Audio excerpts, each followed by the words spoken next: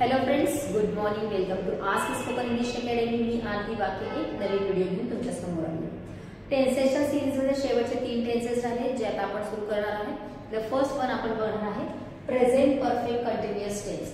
या काळामध्ये परफेक्ट आणि कंटिन्युअस या दोन क्रिया जोडलेल्या आहेत, ते आपण आज बघणार आहोत.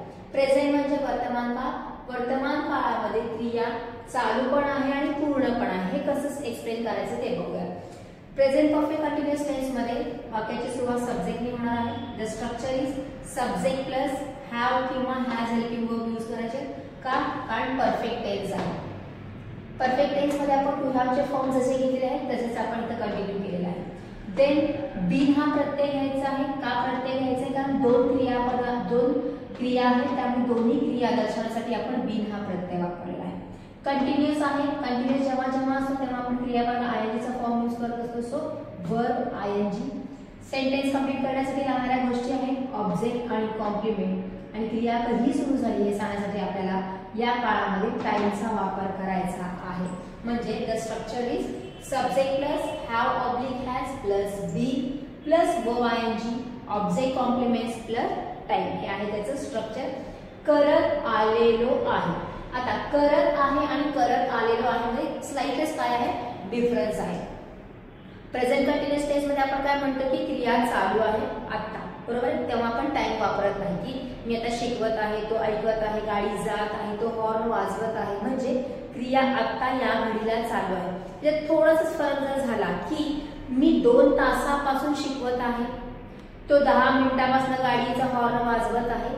या वाक्यामध्ये एंड तुम्हाला सेम दिसणार आहे. गाडी चालवत आहे, शिकवत आहे, पण त्याच्यामध्ये आपण एक टाइम यूज केलेला आहे की 2 तासापासून, खूप दिवसापासून, 4 वर्षापासून, लहानपणापासून. हे जेव्हा शब्द आपण त्याच्यामध्ये यूज करतो तेव्हा तो कंटिन्युअस टेन्स जरी असला तरी तो चालू पूर्ण वर्तमान काळामध्ये मोडणार आहे. साधे कंटिन्युअस टेन्स मध्ये आपण टाइम यूज करत नाही, पण परफेक्ट कंटिन्युअस टेन्स मध्ये आपल्याला टाइम यूज करायचा आहे. जरी हा शब्द तुम्हाला आलेलो आलेला इथे दिसत असला तरी बोली भाषेमध्ये त्याचा वापर आपण करत नाही. डायरेक्टली बोलतो, अरे मी तुझी सकाळपासून वाट बघतोय की, म्हणजेच मी सकाळपासून तुझी वाट बघत आलेलो आहे. क्रिया सकाळी सुरू झालेली आहे वाट बघण्याची आणि अजून चालू आहे. That is called present perfect continuous tense, ज्याच्यामध्ये आपल्याला बीन हा प्रत्यय घ्यायचा ज्याचा अर्थ आलेलो असा आहे. आता हॅव चा अर्थ आहे, बीनचा अर्थ आहे आलेलो आणि वर्ब आयएनजी म्हणजे आहे करत.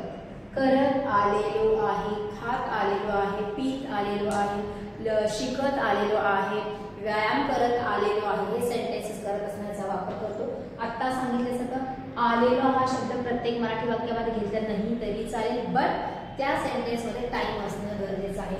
टाइमसाठी आपण फ्रॉम आणि सिन्स हे 2 प्रिपोजिशनच्या मध्ये वापरणार आहे, ज्याचा अर्थ आहे पासून.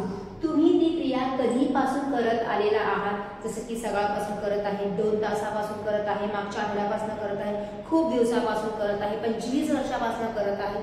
म्हणजे हे टाइम फ्रेम आपल्याला यूज करायचे. फ्रॉम कधी वापरायचा आणि सिन्स कधी वापरायचा याचा सेपरेट व्हिडिओ ऑलरेडी मी तुम्हाला युट्यूबवर अपलोड करून ठेवलेला आहे, ते तुम्ही बघू शकता.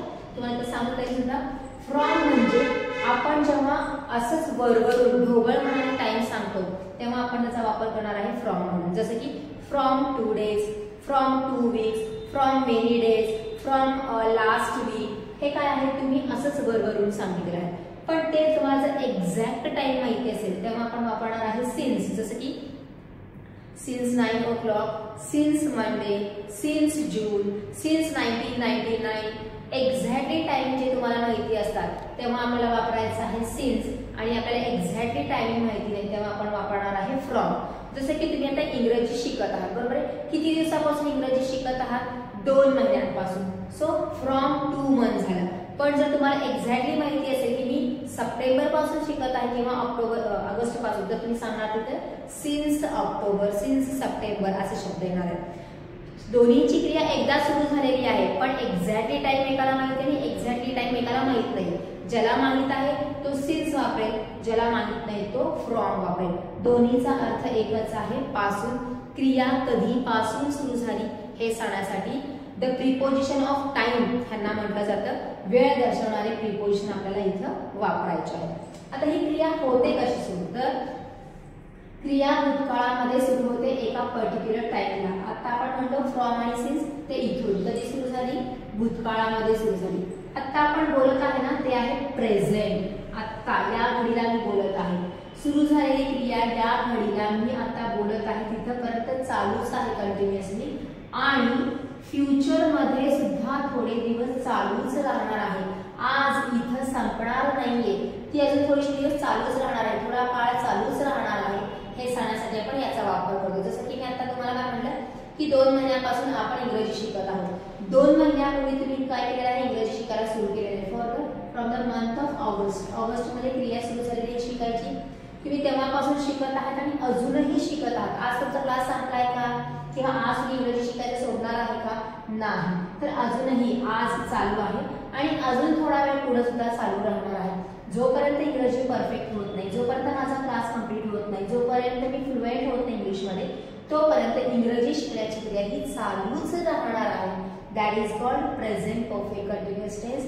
क्रिया भूतकाळात सुरू झाली, अजूनही चालू आहे आणि अजून थोडा वेळ फ्युचर मध्ये चालू राहणार आहे.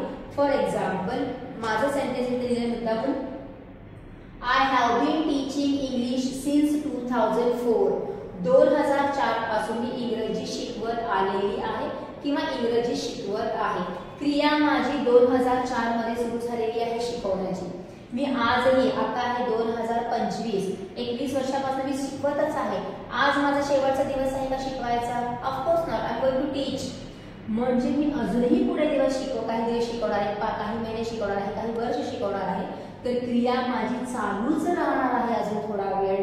So I have been teaching English since 2004. 2004 पासून मी इंग्रजी शिकवत आलेली आहे.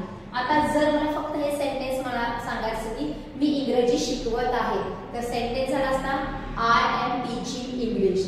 मी इंग्रजी शिकवत आहे. ह्याच्यामध्ये क्रिया कधी सुरू झाली हे मी सांगितलं नाही आणि तो झाला प्रेझेंट कंटिन्युअस टेन्सचा सेंटेन्स. आणि मी म्हटलं की अरे मी 2004 पासून शिकवत आहे. So that is have been teaching मध्ये तो काय होणार आहे, कन्वर्ट होणार आहे. एम इज आर टीचिंगच्या ऐवजी झालेला आहे हॅव बीन टीचिंग. मी 2004 पासून इंग्रजी शिकवत आलेली आहे. The watchman has been working in our colony from 2 months. 2 महिन्यापासून वॉचमन आमच्या कॉलनीमध्ये काम करत आलेला आहे. 2 महिन्यापूर्वी तो आमच्या कॉलनीमध्ये कामाला लागला. आजही काम करत आहे. अजून थोडे दिवस तो पुढे जाऊन काम करणार आहे या अर्थाने. From 2 months. तर आपण फ्रॉम वापरलेला आहे कारण एक्झॅक्ट टाइमिंग आपल्याला माहित नाही की तो कोणत्या महिन्यामध्ये जॉईन झाला. त्यामुळे आपण बरोबर सांगितले की 2 महिन्यापासून. Some students have been gardening with Sonu sir from 2-3 days. काही विद्यार्थी सोनू सरांसोबत 2-3 दिवसापासून गार्डनिंग किंवा माळीकाम करत आलेले आहेत. 2-3 दिवसापूर्वी क्रिया सुरू झाली आहे आणि अजूनही त्यांची क्रिया चालू आहे. Shopkeepers have been doing advertisement for discount since August. August पासून, एक्झॅक्टली ऑगस्ट पासून शॉपकीपर्स म्हणजे दुकानदार डिस्काउंट साठी ऍडव्हर्टाइजमेंट करत आलेले आहेत. We have been playing together since the final exam. Since the final exam. Final exam कधी संपली आहे त्याचा एक्झॅक्टली टाइम तुम्हाला माहित असल्यामुळे फक्त सिन्स वापरलेला आहे. फायनल एक्झाम झाल्यापासून आम्ही एकत्र खेळत आहोत. Since childhood, since final exam, since the result, since marriage असेही शब्द यूज करू शकतो कारण एक्झॅक्टली त्याच वेळेला रिझल्ट लागतो. एक्झॅक्टली एका पर्टिक्युलर टाइमलाच लग्न होतं. एक्झॅक्टली पर्टिक्युलर टाइमला तुमचं चाइल्डहुड होतं. त्यामुळे तिथे आपण काय करणार आहे, सिन्स हा शब्द वापरणार आहे. नसेल डेज, वीक्स, मंथ्स, त्याच्यानंतर टाइम, आवर्स वगैरे जर असतील तर आपण तिथे वापरणार आहे फ्रॉम. फक्त छोटासाच फरक आहे प्रेझेंट कंटिन्युअस आणि प्रेझेंट परफेक्ट कंटिन्युअस टेन्स मध्ये, जो मी आता सर्वांना एक्सप्लेन केलेला आहे. सेंटेन्सेस जसे केलेले आहेत तशा प्रकारे सेंटेन्सेस करण्याचा प्रयत्न करा. स्ट्रक्चर ऑलरेडी इथे दिलेलं आहे.